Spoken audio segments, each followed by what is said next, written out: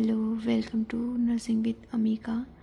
So let's start milestone, जो कि हम 2 माइलस्टोन जो है ऑलरेडी पार्ट 1 में कवर कर चुके हैं। तो अगर आप लोगों ने नहीं देखा है तो आप लोग जाके देख सकते हैं।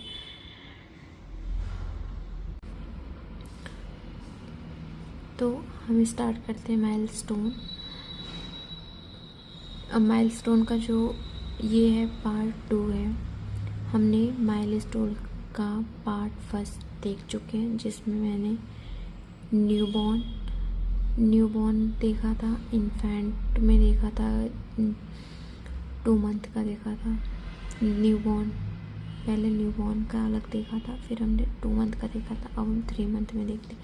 3 मंथ यहाँ मतलब PD मतलब फिजिकल डेवलपमेंट। तो इसमें देखा जाए फ्लैक्सन पोस्चर रिड्यूस। इसका मतलब ये होता है कि जो हमारा बेबी होता है उसमें क्या होता है कि वो ना एक ही पोजीशन में रहता है। एक ही पोजीशन इन द सेंस कि वो अपने हाथ पैर हमेशा फैलाए रहता है, ठीक, हमेशा फ्लैक्स किए रहता है। लेकिन अब क्या होता है 3 मंथ से क्या करता है, फ्लैक्सन जो है वो फ्लैक्सन पोस्चर जो है वो धीरे धीरे रिड्यूस होना स्टार्ट करती है। फिर अब आते हैं बात ग्रैस्पिंग, क्रॉस्ड एक्सटेंशन एंड मोरो। ये तीनों रिफ्लेक्स हैं जो क्या करते हैं, डिसअपियर होना स्टार्ट हो जाते हैं। ग्रैस्पिंग मतलब कि क्या बोलते हैं, ग्रैप्स करने वाली जो रिफ्लेक्स होती है। क्रॉस्ड एक्सटेंशन का मतलब है कि जब हम क्या करते हैं, बेबी के एक पैर पे हम कुछ स्टिमुलेट करते हैं या फिर थोड़ा सहलाते हैं, तो वो क्या करता है कि जिस पैर पे हम सहला रहे होते हैं वो पैर अपना पीछे खींचता है, और जो नॉर्मल दूसरा वाला पैर होता है वो थोड़ा आगे पुल करता है। और मोरो रिफ्लेक्स की बात करें तो हम बच्चे का हेड जैसे थोड़ा नीचे की तरफ करेंगे तो वो पूरा अपने हाथ पैर, हाथ के उंगलियां जो है वो पूरा एकदम खोल देगा। एकदम जैसे बच्चे डर जाते हैं ना, वैसे वो पूरा हाथ पैर पूरा एकदम फ्लैक्स कर लेगा। ये होता है मोरो रिफ्लेक्स। अब बात करते हैं, अब ये इसमें जो है वो ये 3 रिफ्लेक्स तो जो है वो डिसअपियर होना स्टार्ट करते हैं, पर एक रिफ्लेक्स जो है वो अपीयर होता है, which is known as Landau reflex. अच्छा, लैन्यू रिफ्लेक्स में क्या होता है कि जब हम क्या करते हैं, बच्चे को प्रोन पोजीशन में लाके हम उसको होल्ड करते हैं, तो वो क्या करता है कि जैसे स्पाइडर नहीं होते हैं, स्पाइडर क्या करते हैं कि जैसे हाथ पैर पूरा एकदम खोल के वो उड़ने की कोशिश करते हैं, वो उस पोजीशन में हो जाता है। तो ये क्या होता है, ये लैन्यू रिफ्लेक्स जो होता है वो अपीयर होता है। और ये तो बात हो गई फिजिकल डेवलपमेंट की। अब बात करते हैं motor development, gross motor and fine motor. Gross motor में क्या होता है, जो बच्चे का हेड और जब हम बच्चे को प्रोन पोजीशन में लिटाते हैं तो जो बच्चे का हेड और बैक साइड होता है ना, जैसे मान लीजिए कि ये हेड है और ये बैक साइड है, तो इन दोनों के बीच जो एंगल बनता है वो जो एंगल बनता है वो जो आपका होता है वो 90 एंगल का होता है। और बच्चे का जो अगर और दूसरी रोल बैक टू सिट, वही दूसरे ग्रॉस मोटर की बात करें हम, तो बच्चा जो है वो बच्चे को हमने प्रोन पोजीशन में लिटाया है, वो क्या करेगा, वो उलट के वो दूसरे पोजीशन में आ जाएगा। ये ग्रॉस मोटर हो गया। फाइन मोटर की बात करें हम तो अब वो टॉय को जो है वो ग्रैस्प करता है।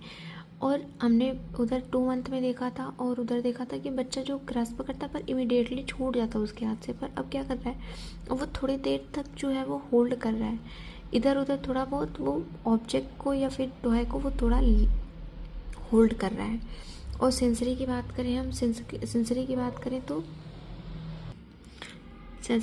करें तो हेड टर्न टू साउंड, ये सेम एज सेकेंड मंथ का है कि जहाँ से आवाज़ आ रही है वहाँ अपना हेड जो है वो टर्न करता है। लुक सेम डायरेक्शन, वो एक ही डायरेक्शन में जो है वो देखना स्टार्ट कर देता है। और ब्लिंकिंग रिस्पॉन्स, बिगनिंग कोऑर्डिनेट, वो क्या करता है कि जैसे ही उसके आंखों की तरफ कुछ ऑब्जेक्ट आएगा, इमिडिएटली वो क्या करेगा, अपनी आंखें जो है वो ब्लिंक कर देगा। तो ब्लिंकिंग रिस्पॉन्स भी जो है वो डेवलप हो जाते हैं। और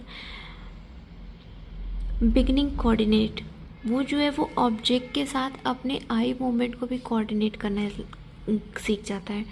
फिर अब बात करते हैं लैंग्वेज की। लैंग्वेज का क्या करता है, क्राइलेस।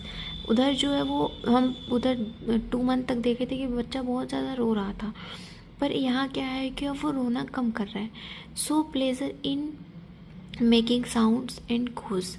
अब इसमें क्या कर रहा है बच्चा, जो है वो अपनी खुशी जाहिर कर रहा है साउंड निकाल के या फिर कूस करके। कूस मतलब जैसे कि एक डिफरेंट साउंड होता है, कू कू करना, जैसे कोयल करती या कबूतर करती है, जैसे आवाज़ आती है वैसे कुछ वो आवाज़ निकालने की कोशिश करता है, हम उसको कूस कहते हैं। और अगर सोशल की बात करें तो सोशल में जो है वो लाउड हंसता है और बोलने की कोशिश भी थोड़ा लाउड करता है। अब आते हैं 4 मंथ के माइलस्टोन में। 4 मंथ के फिजिकल डेवलपमेंट क्या होता है, ड्रूलिंग इंडिकेट अपीयरेंस स्लाइवा। जो उसका बेबी का जो स्लाइवा होता है वो जो है वो दिखना स्टार्ट हो जाता है। टॉनिक रूटिंग रिफ्लेक्स जो है वो डिसअपीयर हो जाते हैं।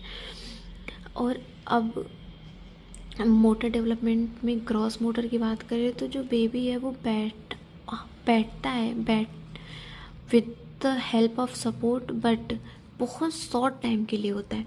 और यहाँ पे एक हेड लेग जो रिफ्लेक्स है ये भी डिसअपीयर हो जाता है। हेड लेग डिसअपीयर का मतलब क्या है यहाँ पे, कि जब बेबी को हम ऐसे बैठाते हैं, ये बेबी का हेड है और अब बेबी को ऐसे बैठा रहा है, तो इसका ये जो हेड है ना ये पीछे की तरफ मुड़ जाएगा, पीछे की तरफ झुक जाएगा। ये हेड लेग रिफ्लेक्स है जो डिसअपीयर होने लगता है। हेड और शोल्डर जो है वो लिफ्ट करता है पर 90 डिग्री पे। और वहीं हम बात करें मोटर डेवलपमेंट की, तो मोटर का क्या होता है कि बेबी जो है वो ऑब्जेक्ट की तरफ जाता है, रिच फॉर ऑब्जेक्ट को पकड़ने के लिए आता है, हैंड टुगेदर। और बेबी अगर लेटा है, बेबी को अगर आप लिटा दे रहे हो, मान लो ये बेबी को आप ऐसे लिटाए हो, तो बेबी का ये जो मिड लाइन है, जो स्टर्नम है, उसका दोनों हाथ यहाँ आके फोल्ड हो जाता है चेस्ट एरिया पे, तो हम इसको कहते हैं हैंड टुगेदर मिड लाइन। और अगर सेंसरी की बात करें, sensory follow object 180 angle. Baby को जो है वो 180 एंगल मतलब ये 360 का है, तो अगर यहाँ से देखा जाए तो हाफ किसी भी ऑब्जेक्ट को जो है वो फॉलो करता है 180 एंगल तक। हैंड आई कोऑर्डिनेट भी वो स्टार्ट कर देता है, अपने हाथ और आँख का जो है वो कोऑर्डिनेशन स्टार्ट कर देता है।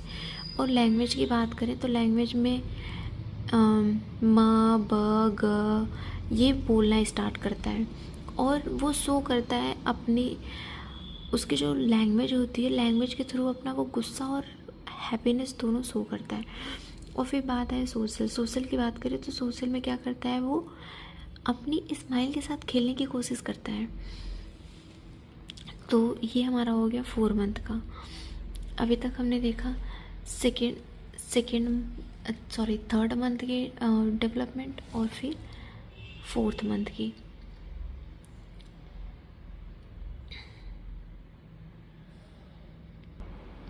अब बात करते हैं जो 5 मंथ की माइलस्टोन होती है। 5 मंथ का जो, तो अगर यहाँ पे पीडब्ल्यू मतलब सेम एज फिजिकल डेवलपमेंट की बात करें तो यहाँ पे जो बेबी का वेट होता है ऑलमोस्ट डबल हो गया होता है। मतलब मान लीजिए कि अगर बेबी जो है वो बर्थ हुआ है, बेबी ने बर्थ लिया है 2.5 kg से, ठीक, जब बेबी बर्थ हुआ है तो उसका वेट जो है वो 2.5 kg है।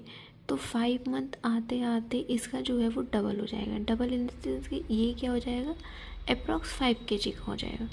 तो ये यही कहने की कोशिश करा। और can breathe mouth when nose obstruct, इसमें क्या करता है, बेबी अपने मुंह से सांस ले सकता है जब उसके नोज़ में उसको कुछ ऑब्स्ट्रक्शन फील हो रहा है। अभी तक हम क्या कह रहे थे, बेबी जो है वो मुंह से सांस नहीं ले पा रहा है, इस वजह से हम इसको नोज़ ब्रीदर कह रहे थे। लेकिन अब क्या है, अब वो अपने मुंह से सांस ले सकता है जब अगर कोई ऑब्स्ट्रक्शन फील हो रहा है उसको नोज़ में तो। और अगर मोटर डेवलपमेंट की बात करें तो मोटर डेवलपमेंट में हम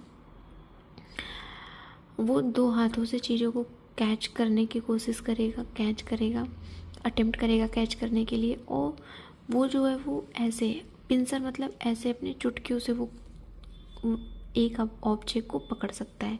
और अगर क्रॉस मोटर की बात करें तो क्रॉस मोटर में क्या है, वो अपने बैक को स्ट्रेट करके वो थोड़ी देर बैठ सकता है और रोल बैक टू एब्डोमेन। अब वो क्या करेगा, अगर बेबी को हमने बैक साइड से लेटाया तो वो पूरा पलट के पेट साइड आ जाएगा, वैसे पूरा पलट के पेट साइड आ जाएगा। तो ये यहाँ ग्रॉस मोटर की बात हो गई। और अगर सेंसरी की बात करें तो सेंसरी में स्टॉप क्राई फ्रॉम म्यूजिक। अगर बच्चा रो रहा है, अगर आप उसको म्यूजिक सुना रहे हो तो वो जो है वो चुप हो जाएगा।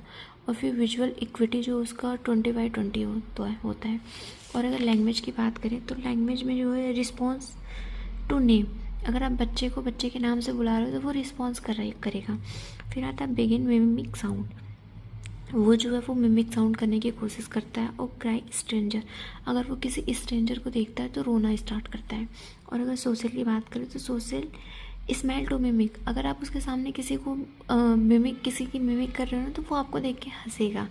और फिर differentiate to family and stranger. तो वो बच्चा क्या करेगा कि अगर वो फैमिली को वो डिफरेंशिएट करना सीख जाता है कि कौन मेरे अपने और कौन किससे वो फर्स्ट टाइम मिल रहा है, कौन उसके लिए स्ट्रेंजर है। तो हमने यहाँ पे देखा कि जब वो स्ट्रेंजर को देखता है तो रोना स्टार्ट करता है।